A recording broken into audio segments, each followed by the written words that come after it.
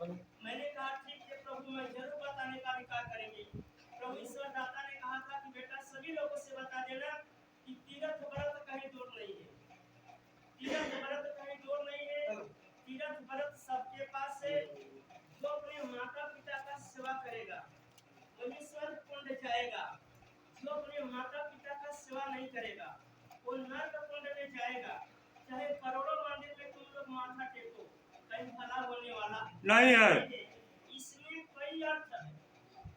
अर्थ ये है कि चाहे हमारे माता पिता हो या गैर की माता पिता हो, माता पिता कितने कहते हैं कि का बताई दिया अब हमार लड़का अपने पैरों पर नहीं बोलता, अब हमार लड़का अपने पैरों पर नहीं बोलता, तो माता पिता बड़ा घुट घुट के मरते हैं।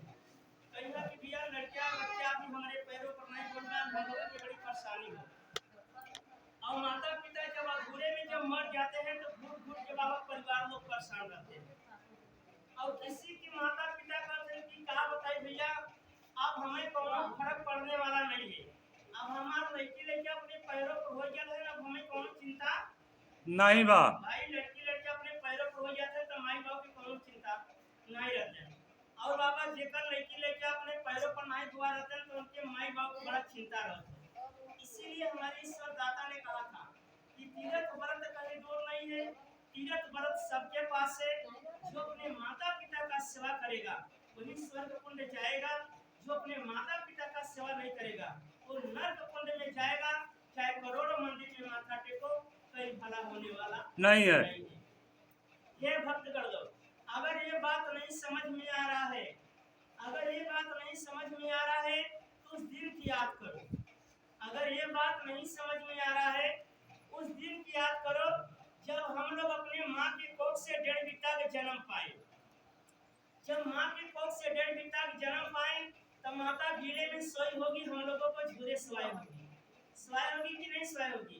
माता गीले में सोई होगी, हम लोगों को झूले सवाई होगी। इसलिए वही हमारे लड़कियां की सीत न लग जाए, वही हमारी लड़कियां की झुराई न लग जाए। महाराज इतना बड़े बड़े हो गए तो माता के आंख दिखाते हो। अगर माता के आंख दिखाने का अधिकार करेंगे तो माता कौन श्राप देती है कि अगर हमें आंख दिखावे की कोशिश करके तो मार तो राखा फूट जाए। ये पहला श्राप है। अगर बाबूजी के दे दिखाने का अधिकार करेंगे तो बाबूजी क्या कहते हैं अगर हमें दे दिखावे की कोशिश करके तो मार तो थोड़े हाथ टूट जाए। अब चाहे हमारे माता पिता हो चाहे गैर की माता पिता हो, क्या माता पिता अपने बेटी बेटा को कोई गलत रास्ता बताएगा? कभी नहीं। माता पिता अपने बेटी बेटा को कभी गलत रास्ता नहीं बताएंगे।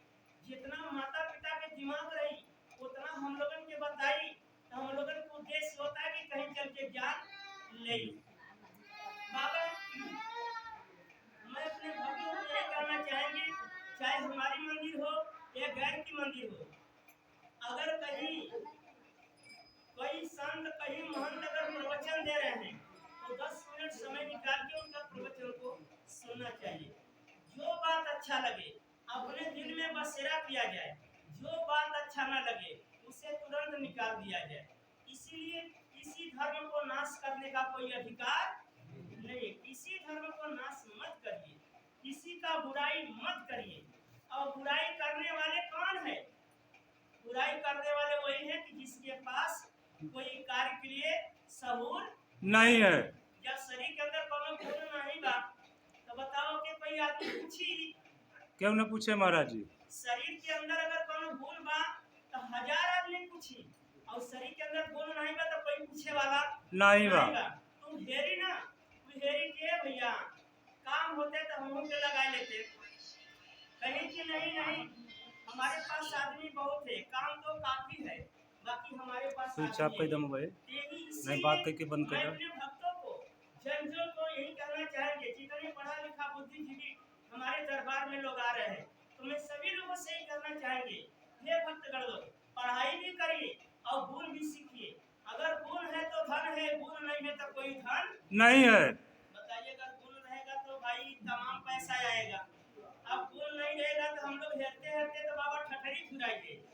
इसीलिए कि गुण होना बहुत जरूरी है। इसी धर्म के द्वारा से प्रभु ईश्वर दाता ने कहा था कि सभी लोगों से बता देना। मैंने कहा कि ठीक है। प्रभु ईश्वर दाता ने कहा था कि बेटा ये बात बता देना कि पूरे भारत में, पूरे विश्व में सिर्फ 3 तरह ज्ञान मिलेगा, 3 के सिवा कहीं ज्ञान मिलने वाला नहीं है। जो कि हमारे कबीरदास तुलसीदास गुरु रविदास महाराज ने यही बोले थे। वो यही बोले थे कि बेटा सभी लोगों से बता देना। तो मैंने कहा कि ठीक है, मैं जरूर बताने का अधिकार करेंगे। प्रभु ने सारी बातों को लेते हुए कहा था कि बेटा पहला ज्ञान कहाँ मिलेगा। तो मैंने कहा कि प्रभु हमें पता नहीं है। भाई मैंने अपने प्रभु से कहा कि प्रभु हमें पता नहीं है। तो प्रभु ने कहा कि बेटा पहला ज्ञान मिलेगा माता पिता के चरणों में। जो माता ने सीख दे दिया वो कभी भविष्य में मिटाने वाला नहीं है। माता ने कहा ये बेटा ये तुम्हारा चचा है, ये तुम्हारा पापा है, ये तुम्हारा भैया है, ये तुम्हारा फूफा है, ये तुम्हारा नाना है, ये तुम्हारा मामा है। इतना सारे रिश्तेदारों में मेरी माता ने जोड़ा दिया। ये रिश्तेदारी कभी टूटने वाला नहीं है। इसीलिए बाबा और दूसरा ज्ञान कहाँ मिलेगा? दूसरा ज्ञान मिलेगा पाठशाला में, जहाँ हम लोग पढ़ने लिखने के लिए गए होंगे। एक मास्टर 125 बच्चों को पढ़ाते हैं। एक मास्टर 125 बच्चों को पढ़ाएंगे तो क्या 125 बच्चों को नौकरी लग जाएगा? कोई बात नहीं है। कितना कबाड़ी के फटका से लगी बाकी कपार ना फूटी। इसीलिए आधा जो भरने का अधिकार वही डरेगा। तो बाबा दूसरा ज्ञान मिलेगा पाठशाला में, जहाँ हम लोग पढ़ने के लिए लिखने के लिए गए होंगे। एक मास्टर 125 बच्चों को पढ़ाएंगे तो 125 बच्चों को नौकरी नहीं लगेगा। बहुत दूर की जाए, बहुत दूर की जाए, बहुत दूर की जाए, 1 2 3 4 5। जो बुद्धि से बुद्धिमान बनेगा, जो बुद्धि से बुद्धिमान बनेगा वो बुद्धिजीवी कहलाएगा। जे बेबुद्धि का कार्य करेगा उसका कार्य सक्सेस नहीं होगा। इसीलिए हे भक्तगण, अगर हम लोग नहीं पढ़े हैं, तो अपने बच्चों को पढ़ाने का अधिकार करें। अगर हम लोग नहीं पढ़े हैं तो अपने बच्चों को पढ़ाने का अधिकार करें। अब ये नहीं कि हम पढ़े हैं या नहीं पढ़े हैं, बच्चा पढ़े या ना पढ़े ऐसा जन्माना धिक्कार है। इसीलिए कि अपने कर्मों के दौरान के द्वारा माता पिता को करना चाहिए। बेटी बेटा करे या ना करे, बाकी अपने धर्म को कार्य को निभाना चाहिए। बाबा तीसरा ज्ञान कहाँ मिलेगा? तीसरा ज्ञान में प्रभु ईश्वर दाता ने कहा था कि आज के दुनिया में ज्ञानी और वैज्ञानिक से कोई बड़ी देवता नहीं है। जिसके पास ज्ञान है तो ज्ञान की बात करता है, वैज्ञानिक सीधे करके दिखा देता है।